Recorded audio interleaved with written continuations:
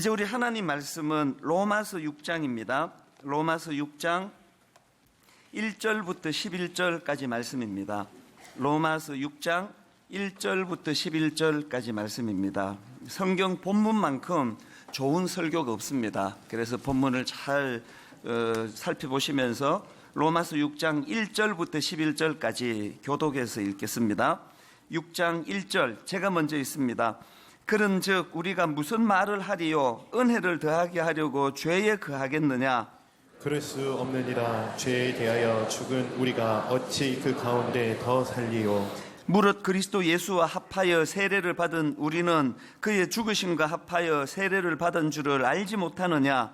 그러므로 우리가 그의 죽으심과 합하여 세례를 받음으로 그와 함께 장사되었나니 이는 아버지의 영광으로 말미암아 그리스도를 죽은 자 가운데서 살리심과 같이 우리로 또한 새 생명 가운데서 행하게 하려 함이라. 만일 우리가 그의 죽으심과 같은 모양으로 연합한 자가 되었으면 또한 그의 부활과 같은 모양으로 연합한 자도 되리라.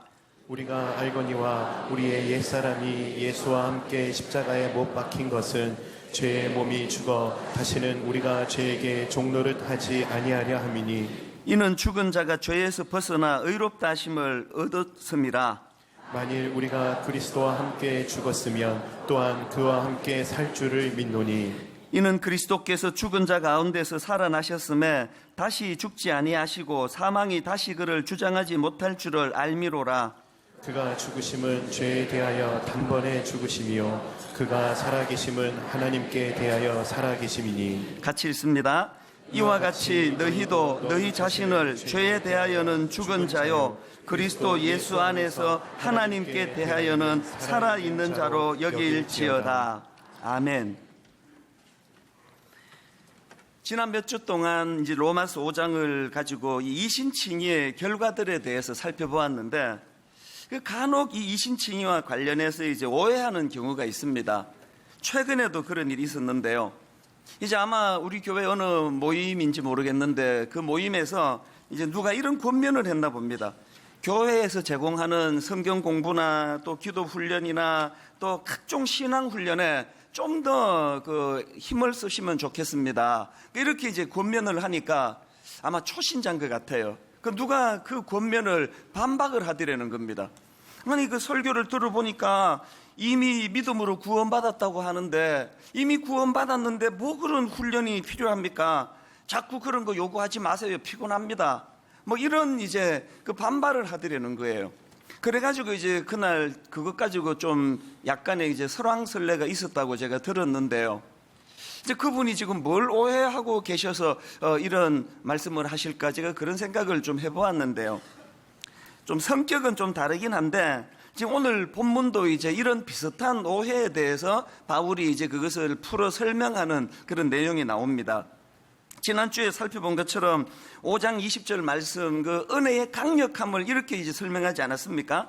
죄가 더한 곳에 은혜가 더욱 넘쳤나니 아무리 큰 죄를 범했다 하더라도 그 죄를 이기지 못할 만큼 강력한 죄는 없고 그 죄를 이기지 못하는 은혜는 없다. 이 은혜의 강력함을 선포하는 말씀인데요. 바울이 이 놀라운 말씀을 선포하니까 이제 어떤 사람들은 이 말씀을 이제 또 악용을 하는 거예요. 그 말이 사실이라면 이제 우리가 악한 짓을 더 많이 지어야 되겠네. 죄를 더 많이 지을수록 은혜가 더 커지는 거 아니냐. 이제 이런 식으로 이제 논쟁거리를 만드는 겁니다. 이런 주장을요, 도덕률 폐기론이라 그러는데요. 이제 뭐 내가 그렇게 윤리적으로 잘 살 필요가 뭐냐? 내가 악하면 악할수록 은혜가 더 커지는데 어떻게 생각하십니까? 그러니까 이런 도덕률 폐기론자들에 대하여 이제 바울이 어떻게 반박을 하느냐? 그게 이제 로마서 6장 1절 2절 말씀입니다. 그런즉 우리가 무슨 말을 하리요? 은혜를 더하게 하려고 죄에 거하겠느냐? 그럴 수 없느니라. 죄에 대하여 죽은 우리가 어찌 그 가운데 더 살리요? 사실 이 구절은요, 막 신학적으로 막 엄청나게 깊이 해석하고 그래서 그 깨닫게 되는 말씀이 아니고 이건 은혜 받아본 사람은 이거 다 알아요. 내가 은혜의 감격이 큰데 이제 막 살아도 되겠다. 절대로 그렇게 갈 수 없다는 걸 경험하신 분은 다 압니다. 여러분, 그 요한복음 8장에 나오는 그 간음하다가 잡힌 그 여인 그 이야기 다 아시지 않습니까? 서기관과 바리새인들이 어떤 여자를 하나 끌고 와가지고는, 선생이요, 이 여자가 방금 간음하다가 현장에서 잡혔나이다. 그 율법에 이런 여자들은 돌로 치라고 그랬는데 선생님은 어떻게 말씀하시겠습니까? 그렇게 이제 예수님을 시험하는 대목인데 다 아시잖아요. 예수님께서 이제 너희 중에 죄 없는 자가 먼저 돌로 쳐라, 그렇게 군중을 다 물리치시고 난 다음에 그 여인에게 하신 말씀 기억하시죠? 나도 너를 정죄하지 아니하노니 가서 다시는 죄를 범하지 말라. 여러분, 이 여인 입장에서는요, 영혼의 은혜만 입은 게 아니라 목숨을 살려주신 분이에요. 구사일생으로 목숨을 건졌는데, 여러분, 그 여자가 그 이후로 도덕률 폐기론자들이 주장하는 것처럼 이제 막 의기양양해가지고 이제 나는 막 살아도 된다, 현장에서 잡히는데도 내가 살아났는데, 그러면서 막 이 여자가 막 대놓고 그렇게 성적으로 죄 짓고 다녔겠습니까? 아무리 생각해도 아닌 것 같아요. 아마 그 은혜를 입은 이 여인은요, 평생을 두 가지를 아마 추구하다가 그렇게 인생을 살았을 것 같아요. 하나는 뭘까요? 그 큰 은혜를 내가 입었는데 그 주님의 말씀이 귓가에 쟁쟁거리는 거 아닙니까? 가서 다시는 죄를 범하지 말라. 그 떨리는 마음으로 그 주님과의 약속을 지키려고 애썼을 것이고요. 그리고 또 하나, 그 여인이 애썼을 게 뭘까요? 도대체 예수 그리스도가 어떤 분이신가, 그분을 알고 싶고 그분에 대해 목마르고, 그게 은혜 받은 사람이에요. 그래서 이제 아까 그 초신자로 추정되는 그분이 모르시는 게 뭐예요? 이론으로 은혜를 아니까 그런 말씀을 하시는데요, 진짜 십자가 은혜와 사랑에 감격하면은요, 내가 뭐 이제 뭐 성경 공부 더 할 게 뭐 있어, 이제 구원받았는데, 이 말은 나오지 않아요. 그 주님을 더 알고 싶고, 그 주님을 더 가까이 하고 싶고, 주님의 말씀이 내 귓가에 다시는 죄를 범하지 말라, 이 몸부림을 치게 되어 있다는 거예요. 지금 1절 2절에서의 말씀이 바로 그 얘기 아닙니까? 그런즉 우리가 무슨 말을 하리요? 은혜를 더하게 하려고 죄에 거하겠느냐? 그럴 수 없느니라. 죄에 대하여 죽은 우리가 어찌 그 가운데 더 살리요? 바울 자신의 그 은혜에 대한 감격과 감사가 뚝뚝뚝 묻어나는 말씀같이 느껴집니다. 청교도 신학자 존 오웬이 쓴 책 중에 내 안에 죄 죽이기, 이런 제목의 책이 있는데, 저는 이 책 제목만 봐도 그 은혜가 돼요. 오늘 설교 제목을 여기서 그대로 제가 따왔는데요, 존 오웬이 이 책에서 이제 그 죄 죽이기와 관련해서 여러 가지 이제 주옥 같은 메시지를 피력하는데, 이제 그 내용 중에 이런 게 있습니다. 이 죄 죽이기와 관련해서 피해야 될 두 극단이 있다는 거예요. 피해야 될 한 극단은 뭐냐? 하나님은 배제하고 자기 스스로 죄와 싸워 이기겠다는 태도, 이게 아주 잘못된 태도고요. 그런가 하면 또 다른 한 극단이 뭐냐? 오늘 본문 말씀 그대로예요. 은혜를 핑계로 해가지고 죄와 싸우는 것을 피하는 태도, 이게 잘못된 양극단이라는 겁니다. 동의가 되는 말씀 아닙니까? 그래서 저는 오늘 이 본문 말씀을 한 주 동안 묵상하면서 마음에 정말 소원을 가지고 기도하게 되더라고요. 하나님, 오늘 이 설교를 가지고 또 다른 이론 하나 세우는 것으로 끝나지 않고, 오늘도 내 안에 죄 죽이기, 이 악한 이 세상 안에서 말씀대로 살려고 애쓰는 주의 성도들이 오늘 이 말씀으로 힘을 얻고 다시 전의를 회복하고 내 안에 죄 죽이기, 이것을 위하여 주님과 더불어 한번 은혜를 구하는, 그런데 도움이 되는 설교가 되기를 원합니다. 정말 그랬으면 좋겠습니다. 이제 그런 의미에서 이제 오늘 이 본문 말씀을 가지고 이 내 안에 죄 죽이기가 가능하도록 내 안에 죄 죽이기를 위한 몇 가지 대안에 대해서 좀 살펴보려고 하는데요. 자, 여러분, 내 안에 죄와 싸워 승리하기 원하십니까? 첫째 대안이 뭐냐? 신분의식을 회복해야 된다는 겁니다. 2절을 다시 보십시오. 그럴 수 없느니라. 죄에 대하여 죽은 우리가 어찌 그 가운데 더 살리요? 이 말씀의 배경이 어떻게 되는지는 이제 다 알지 않습니까? 지난주 말씀드렸잖아요. 이 칭이라는 거는 주인을 바꾸는 거라고. 전에 죄와 사망의 권세가 내 인생의 왕노릇을 해서 거기에 끌려다니는 인생이었는데 이제는 의와 생명의 주인 되시는 예수 그리스도가 내 인생의 왕노릇 하시는 내 신분이 바뀐 거예요. 그래서 제가 그때 그 홍해 사건을 가지고 설명드리지 않았습니까? 이스라엘 백성들이 그 포악한 애굽의 압제 아래 그 바로 왕의 통치 아래 고통했던 그들이 하나님 은혜로 홍해를 건넜습니다. 이건 뭘 말합니까? 이제 더 이상 애굽 바로 왕의 통치에 영향받지 않는다는 이야기 아닙니까? 이런 맥락에서 이 2절 말씀을 의역을 하자면 죄에 대하여 죽은 우리가 어찌 그 가운데 더 살리요? 이 말은요, 이제 애굽을 떠나 홍해를 건넜는데 왜 옛 주인 애굽 왕 아래 있던 때에 그 노예 근성을 버리지 못하느냐, 그 이야기입니다. 6절도 마찬가지입니다.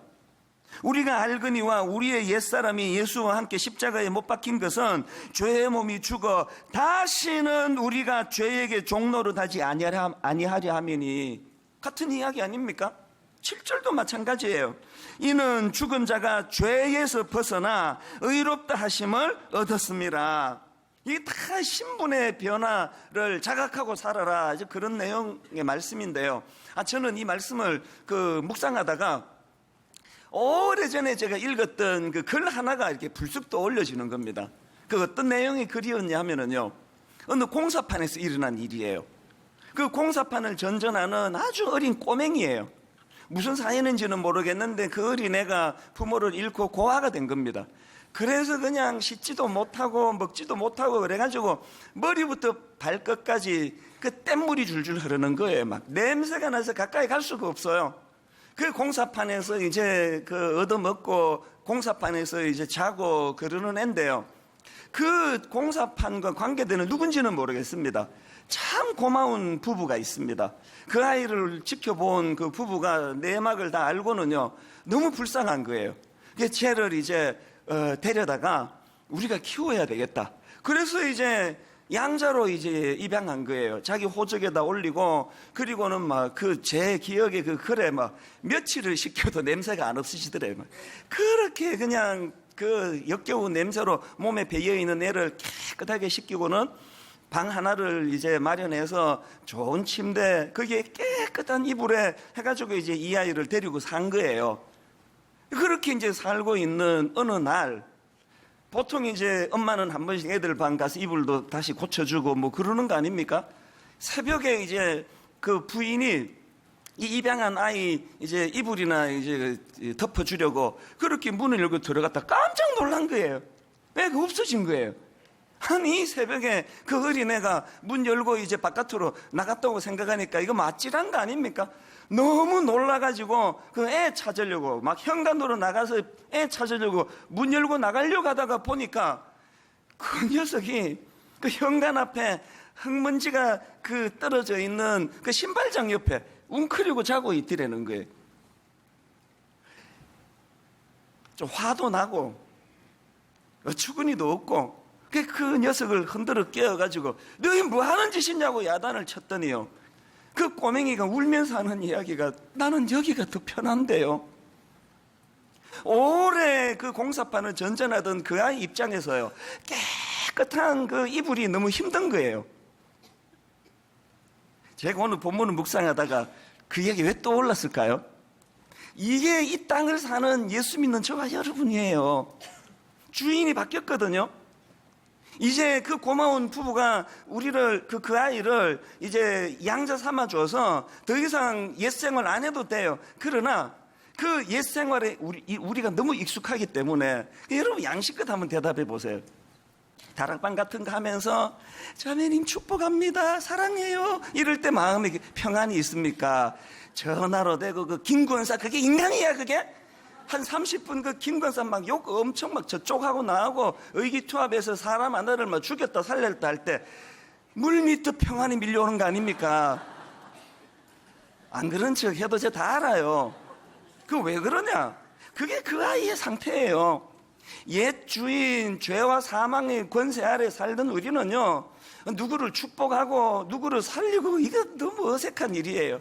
그저 모함하고 없는 말 만들고 사람 하나 그냥 매장시키고 왕따시키고 이런 게 너무 익숙한 거거든요. 그럼 어떻게 해야 됩니까?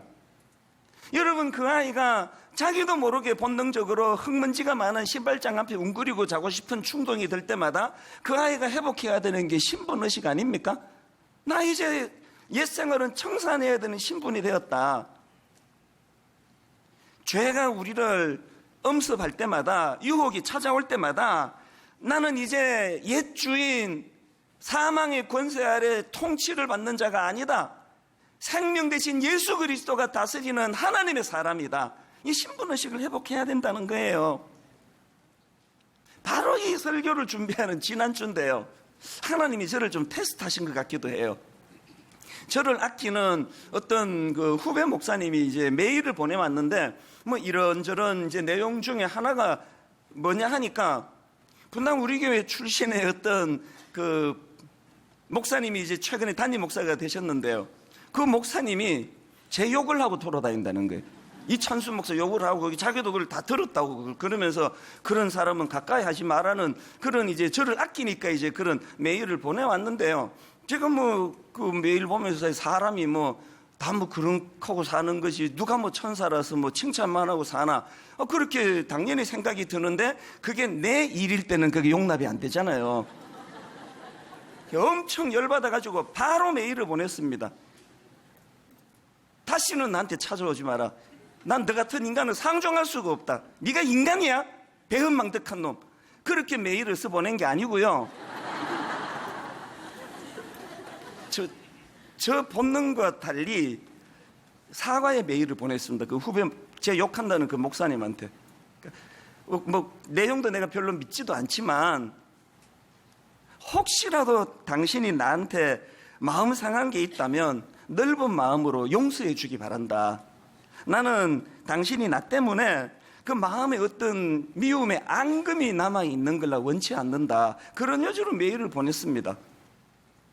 그러고는 이제 그 후배도 저한테 또 답이 오고 그러면서 이제 뭐 오해도 풀고 그런 시간을 가졌는데요, 여러분, 제가 왜 내 본능은 사실은 화가 좀 났거든요. 그러나 왜 제가 사과의 메일을 보낼까요? 신분의식이, 신분. 내 옛 주인인 죄와 사망의 권세가 노리는 게 뭔지를 너무 잘 알거든요. 내 옛 주인 사망과 어둠의 권세는 이간질시키고 모함하고 또 미워하고 정오심을 가지고, 제가 그 젊은 목사님한테 제가 그렇게 메일을 보낸 이유는, 그 목사님이 만약에 그게 사실이어 가지고 저를 미워하고 막 저에 대해 험담을 하고 다니면은요, 그 소리 제게 안 들리니까 저랑 상관없잖아요. 목회하는 그 목사님에게 이게 얼마나 치명적이냐고요. 사단이 그 마음 안에 그 미움의 앙금이 남아있으면 찬스의 귀재인 사단이 가만히 있겠습니까? 그게 안타까운 거예요.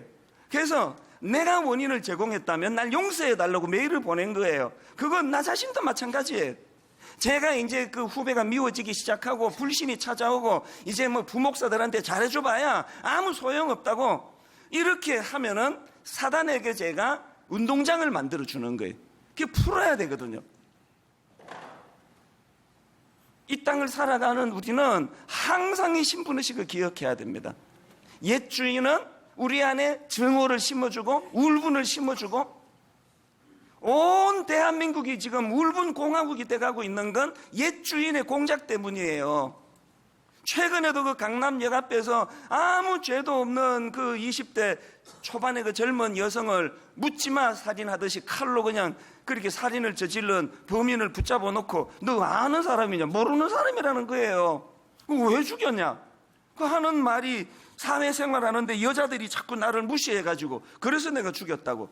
그거는 옛 주인의 특성이 죄와 사망의 권세라 그랬잖아요. 이 사람 안에 울분을 심어줘가지고 그렇게 사람을 죽이게 만드는 짓을 하도록 하는 게 우리 옛 주인의 특성이거든요. IS 그 테러리스트들이 전 세계를 대상으로 그들이 지금 발악하듯이 세상에다 하고 싶어한 일이 뭐예요? 아무 죄 없는 사람 폭탄 테러 해가지고 죽여놓고는 거기에 울분을 심어주는 거예요. 울분을. 거기에 우리가 놀아나서 되겠습니까? 어떤 경우라도 용서하고 용서를 구하고 하나가 되고 회복을 하려고 애써야 되는 건 내 새 주인이 그것을 원하시기 때문이에요. 내 새 주인 되시는 예수 그리스도가 에베소서 2장 14절의 말씀을 보십시오. 그는 우리의 화평이신지라 둘로 하나를 만드사 원수된 것 곧 중간에 막힌 담을 자기 육체로 허시고. 분당 우리 교회 성도님들에게 오늘 은혜가 임하여서 예배 끝나고 그 김 권사님한테 용서를 구하는 메일을 보내고 전화를 하고 이런 회복이 일어나기를 바랍니다. 그 김 권사라는 건 그냥 막 하는 이야기니까 김 권사님들은 너무 놀라지 마십시오. 그런가 하면은 두 번째로 여러분, 우리가 내 안에 죄 죽이기가 가능하도록 하기 위한 대안이 하나 더 있는데 그리스도와의 연합을 잊어서는 안 됩니다. 이 그리스도와의 연합. 지금 바울은 우리가 어떻게 이 신분에 맞는 삶을 살 수 있을 것인가 이거를 설명하면서 세례를 가지고 설명을 하는데요. 자, 3절과 4절을 보십시오. 무릇 그리스도 예수와 합하여 세례를 받은 우리는 그의 죽으심과 합하여 세례를 받은 줄을 알지 못하느냐. 그러므로 우리가 그의 죽으심과 합하여 세례를 받음으로 그와 함께 장사되었나니. 여러분, 그의 죽으심과 합하여라는 이 표현으로 지금 세례를 설명하는데요.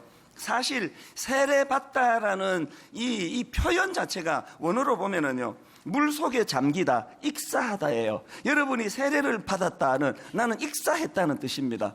그래서 이제 그 침례교단 같은 데는 지금도 세례식 할 때 목사님이 그 사람을 물 속에서 이제 그냥 탕 같은 데서 침례식을 베풀면서 그 안에 완전히 푹 빠뜨려요. 익사했다는 거예요. 5절에 보니까요, 만일 우리가 그의 죽으심과 같은 모양으로 연합한 자가 되었으면 또한 그의 부활과 같은 모양으로 연합한 자도 되리라. 십자가에서 죽음도 주님이 십자가에서 죽으실 때 연합, 나도 주님과 더불어 옛자가 죽고 나는 하나님 앞에 내 익사, 나는 옛사람은 죽었다, 이 선포가 이루어지고 동시에 주님이 부활하실 때 나도 주님과 함께 같이 살았다. 그래서 이걸 그 연합교리라 그러는데요. 8절을 한번 보십시오. 만일 우리가 그리스도와 함께 죽었으면 또한 그와 함께 살 줄을 믿노니. 그래서 누가 그 불교와 기독교의 차이를 딱 한마디로 설명한 걸 들었는데 참 일리가 있다 싶었습니다. 불교는 혼자 득도하는 과정으로 나가는, 혼자 그것을 이루어내는 종교가 불교래요. 그래서 혼자 묵상하고 혼자 고행하고 혼자 이제 그 도를 향하여 애를 쓰는 게 불교라면, 기독교는요 혼자가 아니에요. 기독교는 함께예요. 함께. 누구와? 새 주인 그리스도와 함께. 제가 지난주에 좀 당황스러운 메일을 받았는데, 당황스러운 그 메일을 제가 좋게 풀기 위하여 그 당사자에게 내가 사과의 메일을 쓰면서 마음으로 되뇌었던 성경 구절이 하나 있는데 갈라디아 2장 20절입니다.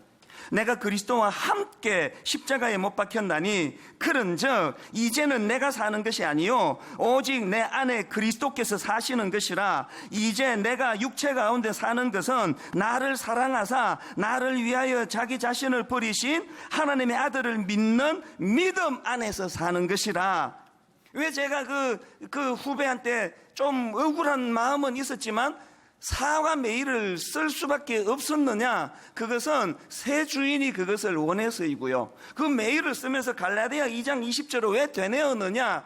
내 본능으로는 그게 잘 안 되기 때문이에요. 그래서 내가 그리스도와 함께 십자가에 못 박혔습니다. 나는 십자가에 옛자가 죽었습니다. 내 자존심은 죽었습니다. 분당 우리 교회 담임 목사라고 하는 내가 그 사람보다 나이가 좀 많다고 선배라고 하는 이 모든 자존심은 다 죽었습니다. 나는 못 박혀 죽었으니 이제는 내가 사는 것이 아니요 오직 내 안에 그리스도께서 사시는 것이라. 주님과 연합해서 주님, 제가 사과할 수 있는 용기를 좀 주세요. 용기가 좀 필요하더라고요. 혼자 사는 존재가 아닙니다. 그 존 오웬의 내 안의 죄 죽이기라는 그 책을 오해하시면 안 됩니다. 이게 자칫 잘못하면은 내가 죽이는 것처럼 돼 있지만 그 책의 요지는 정반대예요. 그래서 그 책에 보면 이런 소제목이 있습니다. 죄를 죽이기 위한 원천인 성령을 구하라. 나 혼자 죄 죽이겠다면 100점 100패예요. 우리 실력을 알잖아요. 어떻게 죄를 죽입니까? 그래서 이제 보통 이 연합 교리를 설명할 때 이 결혼에다가 이제 비유해서 설명을 하는 경우가 많습니다. 내가 이제 결혼을 했습니다. 그래서 새 사랑의 대상 신랑을 만나가지고 잘 사는데 옛 애인이 자꾸 연락을 하는 거예요. 만나자. 나랑 같이 살자. 옛 애인이 자꾸 연락을 하는 거예요. 여러분 그 드라마 같은 게 다 이런 거 아닙니까? 그래가지고 자기 혼자 그 문제를 해결하려고 그 여자가 바둥바둥 거리다가 그만 덫에 걸려가지고 불행으로 빠지는 게 그 드라마의 대부분 스토리 아닙니까? 지금 이 연합 교리를 설명하면서 결혼에다가 비추어 설명하는 이유를 아시겠죠? 옛 애인 죄와 사망의 권세가 나를 자꾸 충동질해요. 너 그 부목사 한번 들이받아라. 너 힘 있잖아. 너 그 사람 키워주는 힘은 없지만 그 정도는 네가 밟아 죽일 힘이 있잖아. 매장시켜 버려라. 옛 애인이 자꾸 저에게 손짓할 때 내가 혼자 찾아가가지고 그 문제를 해결하는 게 아니라 어떻게 하면 됩니까? 옛 애인이 추근거리면요, 새 신랑을 데리고 나가면 돼요. 새 신랑을 옛 애인에게 보여주면 돼요. 다시는 접근하지 못합니다. 저는 여러분의 도덕심으로, 여러분의 윤리의식으로, 여러분이 가진 그 무엇으로 옛 주인 죄와 상대하려고 바둥치는 어리석음을 범하지 말고 그리스도와의 연합, 새 주인 되시는 예수님과 더불어서 옛 자를 죽여나가는 믿음의 신앙인들 되시기를 바랍니다. 세 번째로요, 내 안에 죄 죽이기가 가능하도록 하기 위해서 대안 하나가 본문에서 더 발견이 되는데 그게 뭐냐? 더 높은 기대치 갖기예요. 더 높은 기대치 갖기. 이걸 다른 말로 하면 나를 향하신 하나님의 기대치가 얼마나 크신지를 인식하기예요. 4절을 한번 보시겠습니까? 그러므로 우리가 그의 죽으심과 합하여 세례를 받음으로 그와 함께 장사되었나니 이는 아버지의 영광으로 말미암아 그리스도를 죽은 자 가운데서 살리심과 같이, 그 다음 보세요, 우리로 또한 새 생명 가운데서 행하게 하려 함이라. 우리를 구원하신 하나님이 우리를 향한 목표가 그저 더 이상 죄 안 짓게 됐다, 더 이상 죄에 노련하지 않게 됐다, 이런 목표 정도가 아니에요. 하나님은 우리를 향하여 원대한 꿈을 갖고 계십니다. 아담과 하와가 실패한 게 그거 아닙니까? 자, 여러분 창세기 1장 28절 한번 보십시오. 여기에 이 아담과 하와를 향한 하나님의 원대한 꿈을 한번 느껴보십시오. 하나님이 그들에게 복을 주시며 하나님이 그들에게 이르시되 생육하고 번성하여 땅에 충만하라, 땅을 정복하라, 바다의 물고기와 하늘의 새와 땅에 움직이는 모든 생물을 다스리라 하시니라. 세상의 하나님은 지금 그 놀라운 하나님의 창조물 아담과 하와를 향하여 가지고 생육해라, 번성해라, 땅에 충만해라, 땅을 정복하라, 이런 꿈을 하나님 갖고 계시는데 이 두 사람의 시야를 한번 보십시오. 창세기 3장 6절, 여자가 그 나무를 본즉 먹음직도 하고 보암직도 하고 지혜롭게 할 만큼 탐스럽기도 한 나무인지라. 지금 하나님은 그에게 온 하나님의 창조 세계를 다 누리고 다 다스리고 땅을 정복하라고 말씀하시는데 그 외 허용한 수많은 하나님의 그 놀라운 것들은 눈이 안 가고 그 외 그만 나무 하나에 집중해가지고 먹음직도 하고 보암직도 하고, 이 꼴이 혹시 오늘 우리 아닙니까? 여러분, 하나님이 이 촌놈 이찬수 목사에게 이 분당 우리교회 담임 목사라는 분에 맞지 않는 놀라운 이런 은혜를 제게 주셨는데 그 하나님이 저에게 이 큰 은혜를 주실 때 이 분당 우리교회와 더불어 원대한 꿈을 하나님이 주셨을 텐데 그냥 이게 좀 트라우마가 있어서 그렇긴 한데요. 주변에 그런 가슴 아픈 이들을 겪고 나니까 내 평생의 소원이 은퇴할 때까지 성적으로 죄 짓지 않는 거, 내 평생의 소원이 은퇴할 때까지 교회 또 횡령하지 않는 거, 기도 부탁도 하고 그러잖아요. 은퇴할 때까지 사고 치지 않게 해달라고. 뭐 그건 뭐 이해는 되지만 어떨 땐 제 자신이 좀 한심해요. 여러분, 하나님이 저에게 이 놀라운 분당 우리에게 단임 목사로 맡겨주실 때 그저 은퇴할 때까지 죄 안 짓고 그 수고했다, 사고 안 쳐서 잘했다 이러려고 맡겨주셨냐고요. 세상에 오늘 저를 통해서 하나님이 놀라운 꿈을 갖고 계시는데 원대한 꿈을 가지고 세상을 바라보면 그 선악과가 눈에 들어오겠습니까? 죄 안 지으려고 애쓰는 인생도 중요하지만 그걸 훌쩍 뛰어넘어 가지고 하나님 주신 사명으로 가슴 벅찬 저와 여러분 되시기를 바랍니다.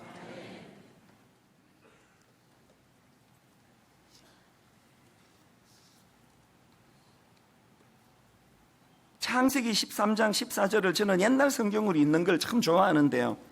롯이 아브람을 떠난 후에 여호와께서 아브람에게 이르시되 너는 눈을 들어 너 있는 곳에서 동서남북을 바라봐라.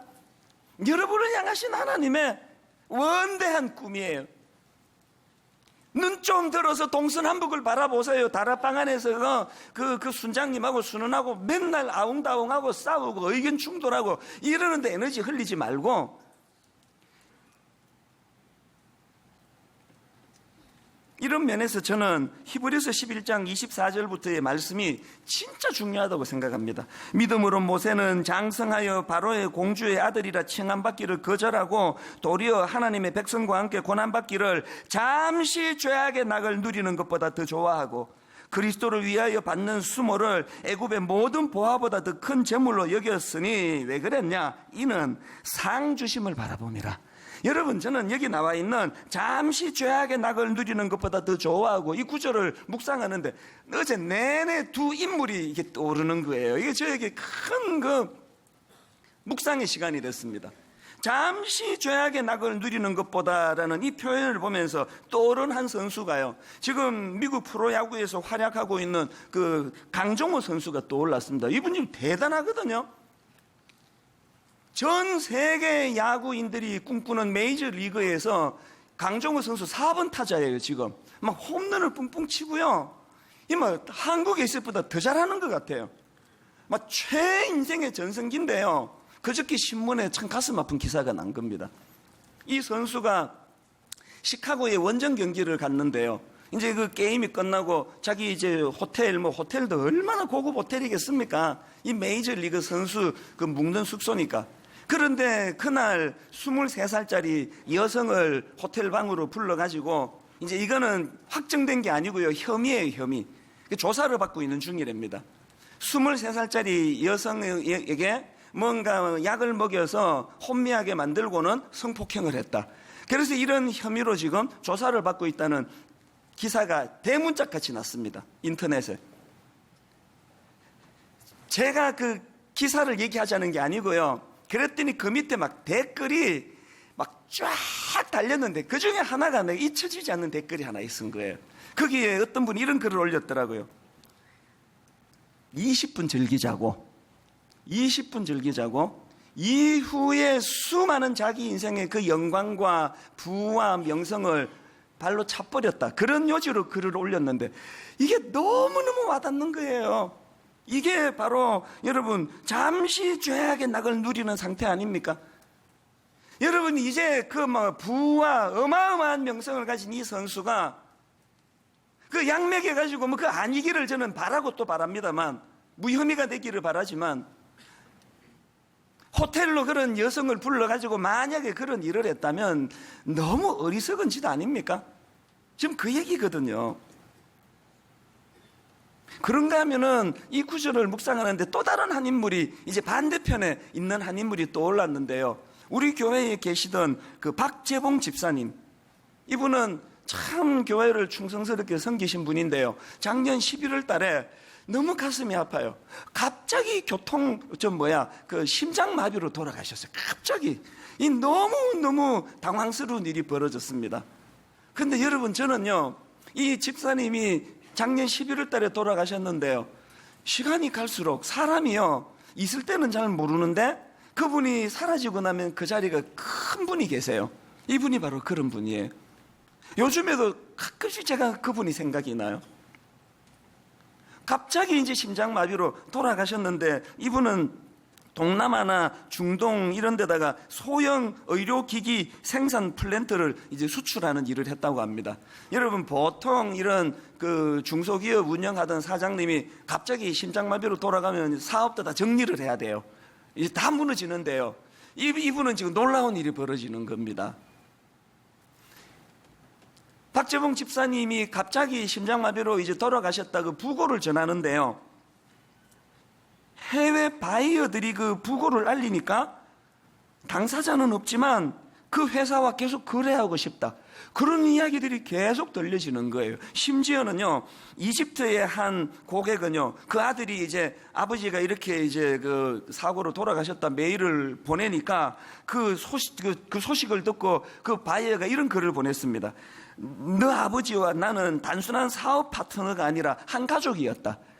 그러니 너는 내 아들과 같아. 그래서 부탁할 게 있으면 뭐든지 내게 부탁해라. 이런 놀라운 답이 오더라는 거예요. 이게 어떻게 가능했을까요? 어떻게 가능했는지를 짐작하는 한 말씀을 드릴까요? 이 집사님 생전에 사업하실 때 그 사무실에 들어가 보면은요, 특이한 장면이 하나 있는데, 그 회의하는 그 테이블 의자 밑에 방석이 하나 놓여 있답니다. 그 방석이 뭔지 짐작이 가시죠? 들어가고 나가며 무릎 꿇고 하나님께 기도하던 자리예요. 여러분, 이 집사님이 사업의 주인이 누구신지를 고백하면서 사업에 대하여 하나님께 의뢰하고 하나님이 묻던 눈물의 흔적이 그 방석이에요. 우리 교회에서 이 집사님과 함께 동역했던 어떤 순장님 한 분이 그 추모의 글을 남긴 걸 저 지금도 보관하고 있습니다. 한번 들어보십시오. 사업의 주인이 하나님인 것을 인정하고 사업의 목적을 돈 버는 것이 아니라 사람들을 사랑하는 것으로 삼았던 그 사람, 가족들에게 사랑과 존경을 받으며 함께 사업하는 모든 사람들에게 칭송을 받았던 그 사람, 큰 성공을 지향하기보다 맡겨진 작은 일에 최선을 다했던 한 사람, 유력 인사들과의 관계를 과시하기보다 함께하는 한 사람 한 사람을 마음을 다해 사랑한 사람, 그가 바로 미셔널 비즈니스를 실천한 박재봉 집사님입니다. 저는 믿습니다. 오늘 이 자리에요, 제2의 박재봉, 제3의 박재봉 집사님 많이 계시다고 저는 믿습니다. 저는 그분들이 힘을 내셨으면 좋겠어요. 어제 제가 이 말씀을 준비하다가 토요일 오후에 그 박재봉 집사님 따님에게 내 전화를 걸었습니다. 20대 딸에게 제가 전화를 건 이유가 뭐냐 하면은요, 작년 11월 달에 이제 이렇게 졸지에 이제 아빠를 잃은 거 아닙니까? 심장마비로 그렇게 아빠를 잃고 장례를 치르고 나서 가족이 이제 저한테 인사를 하러 왔어요. 이 옆방으로 저한테 인사를 왔는데요, 마음이 참 아프더라고요. 그래서 제가 그 딸에게 격려하느라고 이렇게 위로의 말을 했습니다. 얼마나 마음이 힘드니. 그 20대 딸이 저의 그 위로의 말에 눈물이 그릉그릉 하면서 해준 말을 저는 잊지를 못합니다. 뭐라고 이야기했는지 아십니까? 아빠가 너무 빨리 돌아가신 것이 섭섭하기는 하지만 여한은 없습니다. 짧은 20여 년 아버지는 내 평생에 받아야 될 사랑을 이미 다 주고 가셨습니다.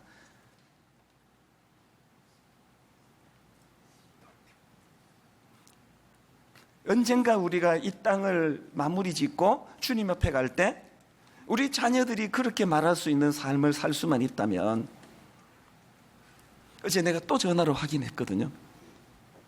여전히 너무 그립고, 여전히 너무 눈물이 나고, 여전히 너무 빨리 가셨다는 아쉬움은 있지만, 목사님, 여전히 저는 여한은 없습니다. 주변의 딸들이 자기 아버지에게 평생 받아야 될 그 사랑을 나는 우리 아버지에게 이미 다 받았습니다. 주인이 바뀐 의와 생명의 예수 그리스도를 주인으로 모시는 사람의 삶의 흔적이 저는 이렇게 아름다우리라고 저는 믿습니다. 결론을 맺으려고 합니다. 오늘 저는 여러분 마음껏 격려해 드리고 싶어요. 오늘 이 악한 세상 안에서 말씀대로 살려고 내 안에 죄 죽이기를 애쓰는 수많은 분들, 때로는 지치고 때로는 회의가 오고 왜 나만 이래야 돼? 오늘 그런 분들에게 성령님이 그래야 될 이유, 잠시 죄악의 낙을 누리는 것보다 장차 주님 주실 그 아름다운 기쁨의 칭찬과 상급을 기대하며 주님, 이 세상을 내가 이겨내겠습니다. 11절 말씀을 마음에 되새기며 우리 다시 한번 힘을 얻어 내 안에 죄 죽이기를 포기하지 않으시면 좋겠습니다. 이와 같이 너희도 너희 자신을 죄에 대하여는 죽은 자요 그리스도 예수 안에서 하나님께 대하여는 살아있는 자로 여길지어다. 이와 같이 너희도 너희 자신을 죄에 대하여는 죽은 자요 그리스도 예수 안에서 하나님께 대하여는 살아있는 자로 여길지어다. 오늘 이 말씀을 기억하시면서 여러분, 우리 찬양 다 하시지 않습니까? 세상의 유혹 시험이 내게 몰려올 때에 나의 힘으론 그것들 모두 이길 수 없네. 어떻게 해야 됩니까?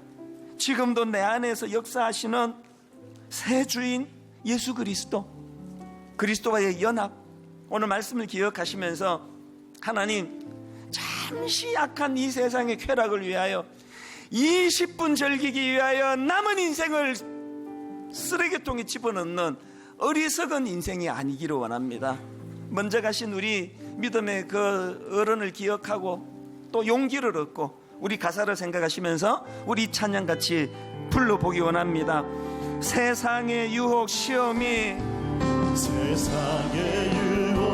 내게 몰려올 때에 나의 힘으론 그것들 모두 이길 수 없네. 거대한 폭풍 가운데 위축된 나의 영혼, 어찌할 바를 몰라 헤매이고 있을 때 여러분 어떻게 하시겠습니까? 새 주인 되시는 예수 그리스도 주를 찬양, 손을 들고 찬양. 전쟁은 나에게 속한 것 아니니 주를 찬양, 손을 들고 찬양. 전쟁은 하나님께 속한 것이니 거짓과 속임수로 가득 찬 세상에서 어디로 갈지 몰라 머뭇거리고 있네.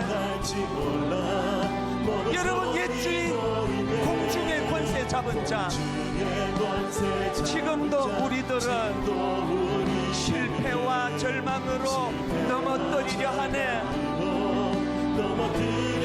여러분, 이럴 때 어떻게 하시겠습니까? 새 주인 되시는 주를 찬양, 손을 들고 찬양. 전쟁은 나에게 속한 것 아니니 주를 찬양, 손을 들고 찬양. 전쟁은 하나님께 속한 것이니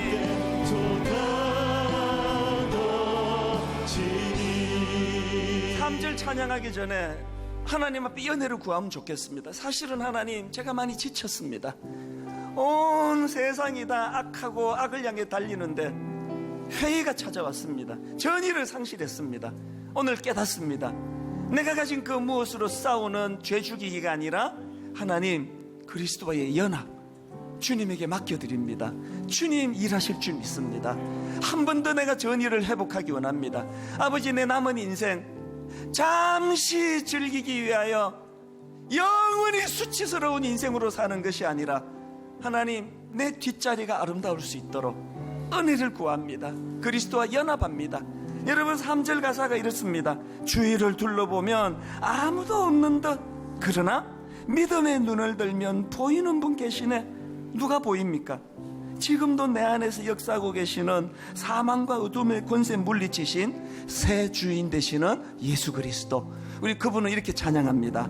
주위를 둘러보면 아무도 없는 듯, 주위를 둘러보면 아무도 없는 듯, 믿음의 눈을 들면 보이는 분 계시네.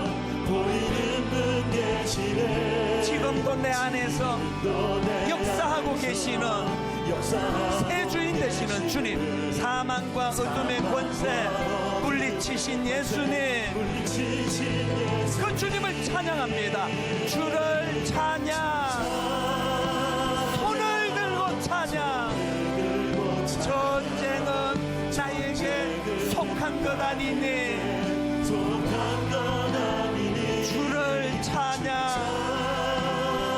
손을 들고 찬양. 전쟁은 하나님께 속한 것이니.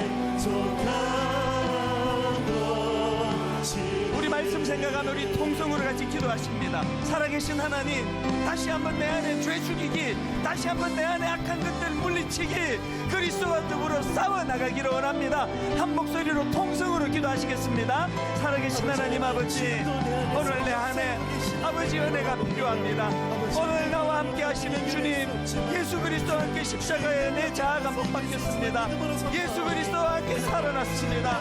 그분이 나와 함께 일하십니다. 나는 주님과 연합된 자입니다. 하나님, 죄에 대하여는 죽은 자로 인식하고 하나님과 더불어 살아났음을 인식하기 원합니다. 하나님, 잠시 이 땅에서의 쾌락을 위하여 모든 것들을 다 쏟아버리는 초라한 인생이 아니라 아버지, 잠시 이 세상에서 쾌락 즐기기를 거부하고 영원한 주님과 더불어 상 주심을 기대하며 싸워나가기 원합니다. 아버지 하나님, 은혜를 구하며 주님 앞에 아버지 죄 죽이기에 나서기를 원하오니 은혜 주시옵소서. 주님 은혜 주시옵소서. 하나님 은혜 주시옵소서. 계속 기도하실 분 계속 기도하시고, 우리 한 번 더 주님을 이렇게 선포합니다. 주를 찬양, 주를 찬양, 손을 들고 찬양. 전쟁은 나에게 속한 것이니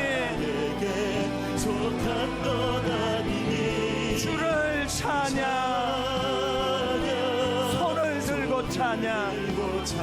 전쟁은 하나님께 속한 것이니 주의 보혈 능력이 있도다.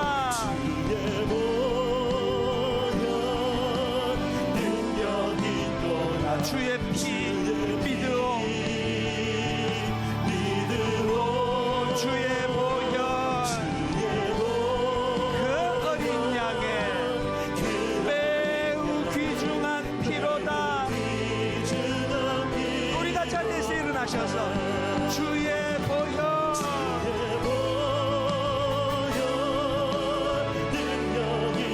주의 피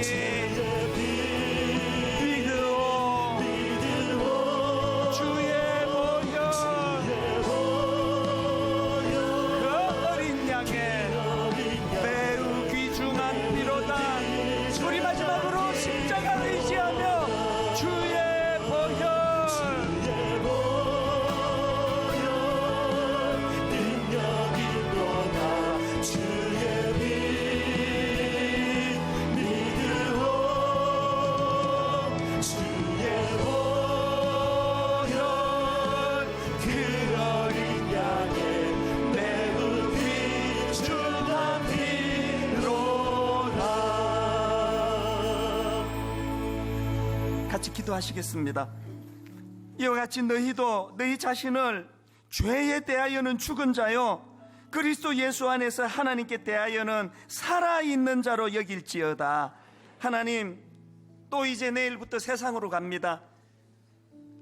옛 주인 죄와 사망의 권세가 다스리고 있는 이 세상에서 타협하지 않고 굴복하지 않고 주님 새 주인 예수 그리스도와 연합하여 한번 내 안에 죄 죽이기를 다시 한번 힘써 보려고 합니다.